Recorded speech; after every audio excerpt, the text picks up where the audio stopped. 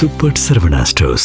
Rashmika Mandhana and Vijay Deverakonda இவங்க ரெண்டு பேருக்குமே மேரேஜ் ஆகி முடிச்சிருக்க நிலையில கப்புள்ஸ் ரெண்டு பேரும் விஜய் தேவர்கொண்டாக்கு சொந்தமா ஜூப்ளி ஹில்ஸ்ல இருக்க வீட்டுல தான் ரெண்டு பேரும் தங்கியிருக்காங்க. ஏன்னா அந்த வீடு ஏற்கனவே 15 கோடி ரூபாய் மதிப்புல கட்டியிருக்காங்க. மேலும் இப்போ ராஷ்மிகா விஜய் ரெண்டு பேரும் சேர்ந்து அதே ஏரியால 90 கோடி ரூபாய் பட்ஜெட்ல பிரம்மாண்டமா ஒரு வீடு கட்டுறதுக்காக பிளான் பண்ணிருக்காங்க.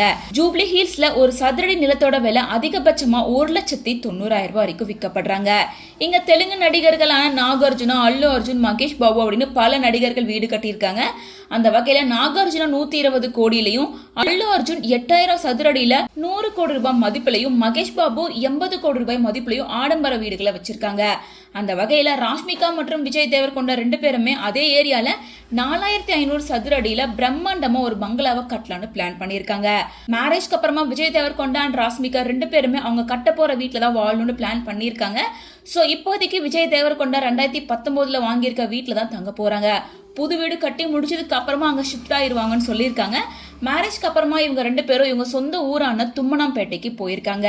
அங்க புதுசா கட்டப்பட்ட ஒரு பண்ணை வீட்டுக்கு ரெண்டு பேரும் சத்யநாராயண பூஜையும் கிரகப்பிரவேசமும் பண்ணியிருக்காங்க. இந்த நிலையில நாளைக்கு ஹைதராபாத்ல இருக்க தாஜ் கிருஷ்ணா ஹோட்டல்ல கப்பிள்ஸ் ரெண்டு பேருக்கும் பிரம்மாண்டமா ரிசப்ஷன் ஃபங்க்ஷன் நடக்க இருக்கு. ஸோ திருமணத்துல நெருங்கிய நண்பர்கள், உறவினர்கள் மட்டுமே கலந்துகிட்டு இருந்த நிலையில ஸோ இதை செலிபிரிட்டிஸ் அண்ட் அரசியல்வாதிகளுக்காகவே ஸ்பெஷலா ரெடி பண்ணியிருக்காங்க. ஸோ இந்த என்கேஜ்மெண்ட்ல என்னெல்லாம் சுவாரஸ்யமா பண்ண போறாங்க அப்படிங்கறத வெயிட் பண்ணி தான் பார்க்கணும்.